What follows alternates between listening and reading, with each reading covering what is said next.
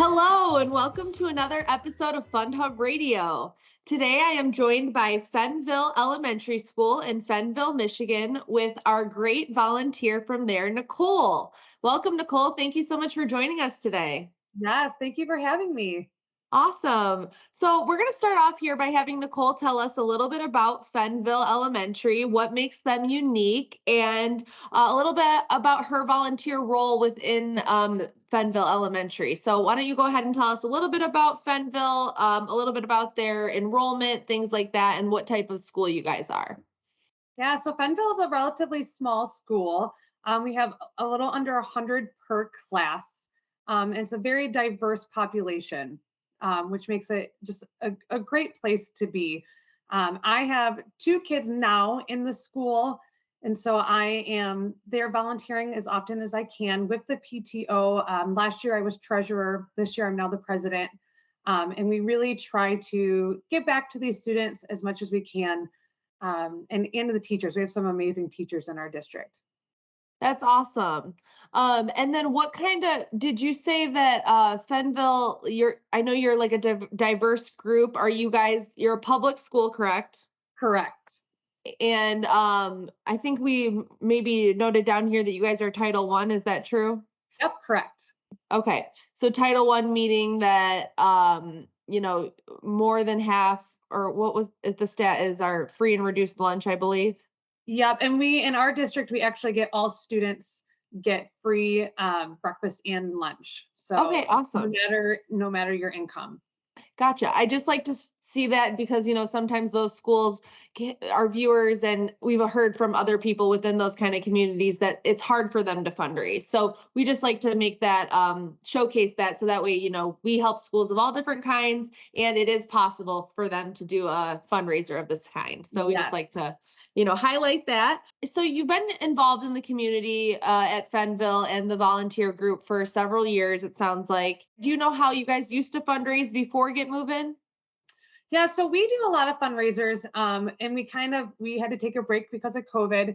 But we do a lot of fundraisers in our school. We do carnation sale every year. We used to do a secret Santa workshop, but that was something that we set up. I know other schools will have a company come in and do that. Yeah. We would do all the work ourselves for that.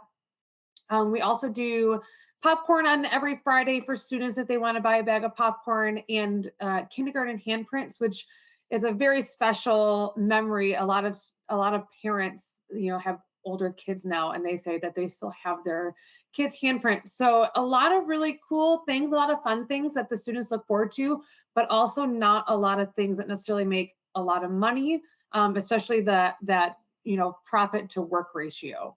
Yeah, I was just about to ask. So it sounds like you were mentioning, especially during like the Santa workshop, that, these fundraisers can be kind of heavy and like needing a lot of people and volunteers. Is that something that you guys kind of like struggle with, or do you kind of have that community? What's that like in terms of your parent group? Yeah, so I can't speak to pre-COVID just because I wasn't involved in it. But since then, we've been going for about a year and a half now. We kind of got going again after COVID. Okay. And we have a great group of parents who love to help. But at the end of the day, it's a very small number of parents. Gotcha. And so a lot of those things, we end up taking on things and it becomes a little overwhelming at times. And last year we added on a couple more fundraisers. We did a penny war. We did a family prom. All really fun things, but again, it was just more time and not more people involved. So it has become a lot. Yeah, absolutely. So then kind of transitioning into your guys' event style fundraiser, what kind of event do you guys run with Get Moving, and tell us a little bit about that? So last year was our first one, and we did a readathon. This coming year, we're going to do a fun run that we are in the process of planning just to try something different, see what the students like. Okay. There was a discussion within our group about how we really need some fundraisers that are going to make us some money with COVID. We haven't been able to fundraise as much, and we're fulfilling requests from teachers, and unfortunately our funds just kept going down from year to year. So several of us had people that we know that have done a fun run or something through FundHub, and we decided to give it a shot, and to get it going in the spring, we went with a readathon. That's awesome. I love that. It's good to kind of, see what you like, see what the kids like, and if you want to change it up, change it up. So that's Absolutely. that's a great idea. I love that. So what was your guys' donation goal when you did your readathon? And then how much did you guys end up raising with FundHub? So our goal was 8,000. As a PTO, we decided on that amount. We were when we met with our coach, she suggested going higher, but being a relatively low income school, our PTO didn't feel comfortable with that. And in fact, they kind of didn't feel comfortable with 8,000, and they were shocked if we would even get to 8,000. And we had donations opened up for about 2.5 weeks, and we met our $8,000 goal within 5 days. Oh my gosh. Yes. And so we ended up raising $18,329. Wow, that's crazy. There's like 10,000 more than you thought. That's crazy. I feel like it kind of speaks to just the reach that having an online presence for a fundraiser has, because when you're donating cash and check, or even, buying things that, have a little bit of an overhead in terms of a different kind of fundraiser, it really kind of just speaks to what that online presence can have. And like maybe, little Colin wouldn't have reached out to his mom or his grandmother in Arizona or something like that. And maybe is that what you guys kind of attribute that to, or were there other things that you attribute the like huge drastic, difference in your goal and the amount you were able to reach? Yeah, I mean, that's definitely one of those things. I remember one night looking at the map of like the states. Yeah. And I remember going, oh my goodness, we have a donation from Oregon. Like, how exciting. And then I looked at it later, and it was my best friend donated to my son. Like, someone Yeah, that you don't even know. buy anything from him normally. Yeah. So that is definitely one of them. We have families all over. There's a good amount of families, in Texas. So there's definitely that outreach. But I think the community was just really excited. This is the first time they've done anything like this. There's Yeah. a lot of programs that do fundraising, and they sell things. And this is just something different and something incredibly easy to do. Yeah.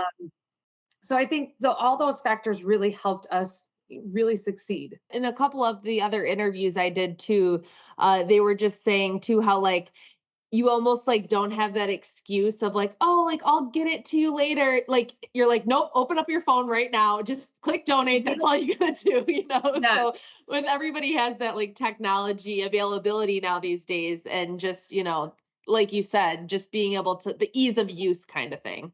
So I Exactly. think that maybe probably something I'm looking down here at our questionnaire here that we have, and I think that maybe another reason why you guys were able to hit that awesome goal or exceed that awesome goal is maybe through some of your incentives. Tell us a little bit about what you guys did for incentives to get the kids like excited about this kind of fundraiser.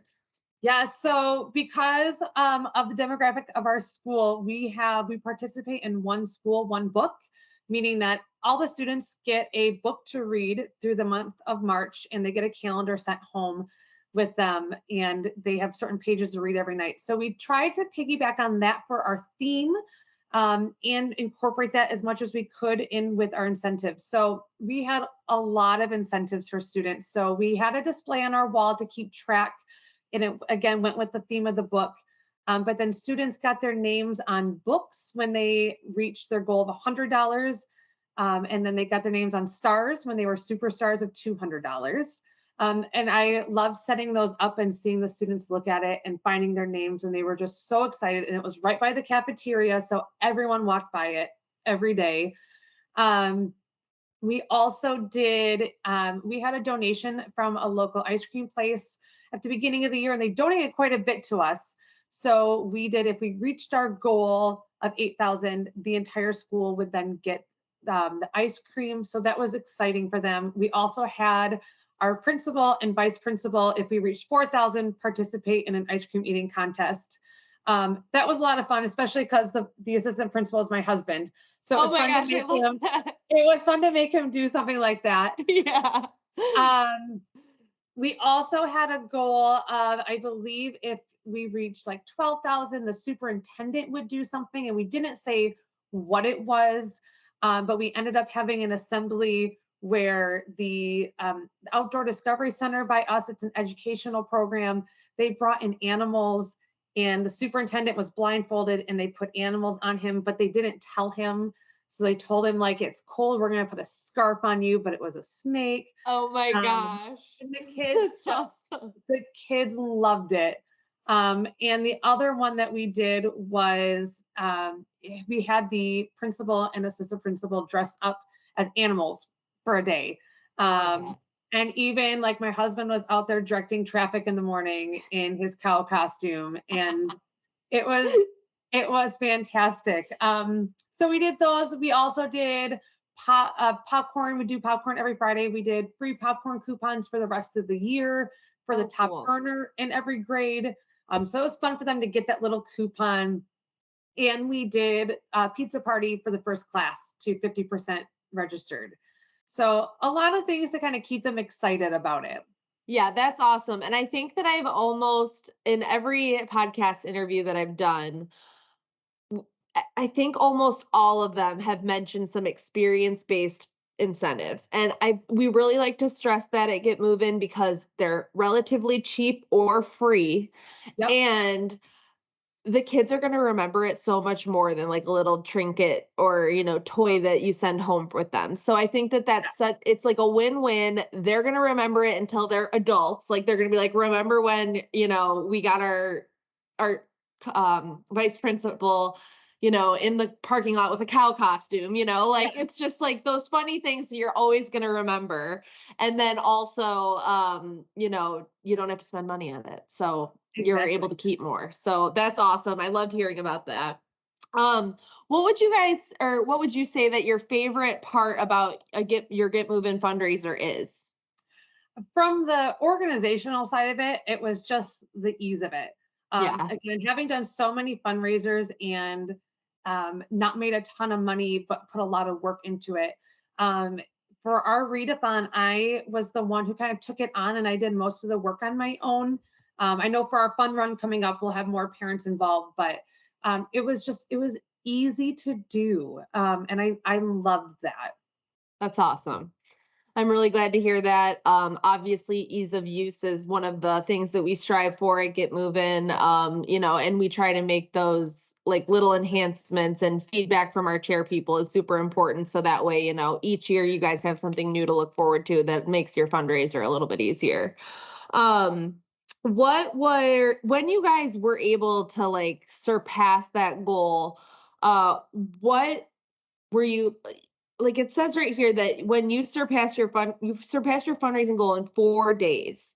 What do you think? Like, I think we kind of already touched on like what was attributed to that, but like, what was that kind of feeling? Like, were you guys just like, we've been doing like popcorn fundraisers. Like, how are we raising like $8,000 in 4 days? Yeah, it was definitely a lot of shock. Yeah. And we also were like, we had an incentive for 12,000 with our superintendent, but we didn't say what it was because we didn't think we would get there. And it was like, Right. oh my goodness, like we need to figure this out now. Yeah. And then we got to 12,000. It was like, we need to figure out another one. And our display on our wall only went through $8,000.